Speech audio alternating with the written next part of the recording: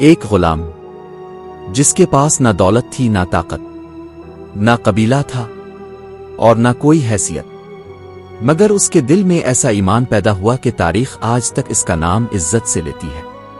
یہ کہانی ہے حضرت بلال حبش کی، ایک ایسے انسان کی جسے دنیا نے غلام سمجھا، مگر اللہ نے اسے ایسی عزت دی کہ اس کی آواز قیامت تک زندہ ہو گئی۔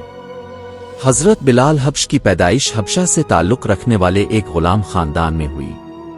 اس دور میں غلاموں کی زندگی بہت سخت ہوتی تھی، ان کے پاس نہ آزادی ہوتی تھی اور نہ ہی اپنی مرضی سے جینے کا حق۔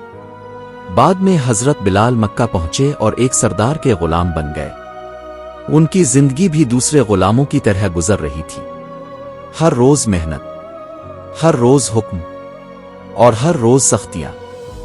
اس زمانے میں مکہ کے لوگ بتوں کی عبادت کرتے تھے، طاقتور کمزوروں پر ظلم کرتے تھے اور غریب لوگوں کو حقیر سمجھا جاتا تھا۔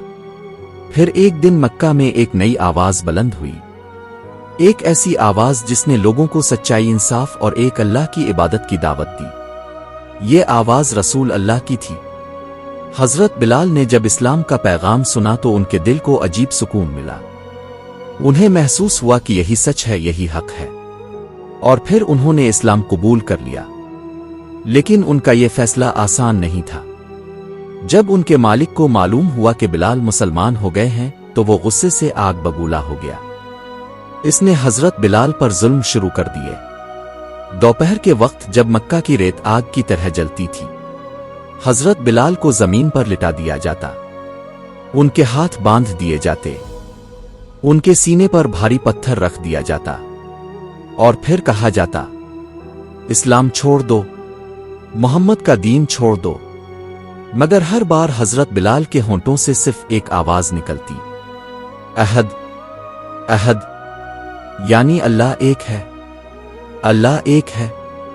ظلم بڑھتا گیا، تکلیف بڑھتی گئی، مگر ایمان کمزور نہ ہوا۔ وہ مار کھاتے رہے، ریت پر گھسیٹے جاتے رہے، لیکن ان کے الفاظ نہ بدلے۔ احد، احد، یہ صرف ایک لفظ نہیں تھا، یہ ایمان کی طاقت تھی، یہ سچائی پر ثابت قدم رہنے کی مثال تھی۔ جب مسلمانوں کو حضرت بلال پر ہونے والے ظلم کا علم ہوا تو حضرت ابوبکر صدیق آگے بڑھے۔ انہوں نے حضرت بلال کے مالک سے کہا کہ انہیں آزاد کر دو۔ مالک نے بہت زیادہ قیمت مانگی، لیکن حضرت ابوبکر نے فوراً قیمت ادا کی اور حضرت بلال کو آزاد کرا لیا۔ اس دن صرف ایک غلام آزاد نہیں ہوا تھا، بلکہ تاریخ کا ایک عظیم باب شروع ہوا تھا۔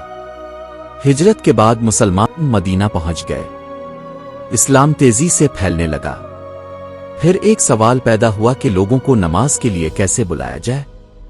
تب اذان کا طریقہ مقرر ہوا اور اس عظیم ذمہ داری کے لیے حضرت بلال حبش کو منتخب کیا گیا۔ حضرت بلال اسلام کے پہلے مؤذن بن گئے۔ جب ان کی آواز بلند ہوتی، اللہ اکبر، اللہ اکبر، تو مدینہ کی فضائیں گونج اٹھتی تھیں۔ لوگ اپنے کام چھوڑ کر مسجد کی طرف دوڑ پڑتے تھے۔ پھر وقت گزرتا گیا اور ایک دن وہ لمحہ آیا جس کا مسلمانوں نے برسوں انتظار کیا تھا۔ مکہ فتح ہو گیا، وہی مکہ جہاں حضرت بلال کو جلتی ہوئی ریت پر لٹایا گیا تھا، وہی مکہ جہاں انہیں غلام سمجھا جاتا تھا۔ آج رسول اللہ نے حضرت بلال کو حکم دیا، بلال، کعبہ کی چھت پر چڑھو اور اذان دو۔ یہ ایک تاریخی لمحہ تھا، کل تک ایک غلام اور آج خانہ کعبہ کی چھت پر کھڑا اسلام کی فتح کا اعلان کر رہا تھا۔ پھر حضرت بلال کی آواز بلند ہوئی، اللہ اکبر، اللہ اکبر، اور اس دن تاریخ نے دنیا کو ایک سبق دیا۔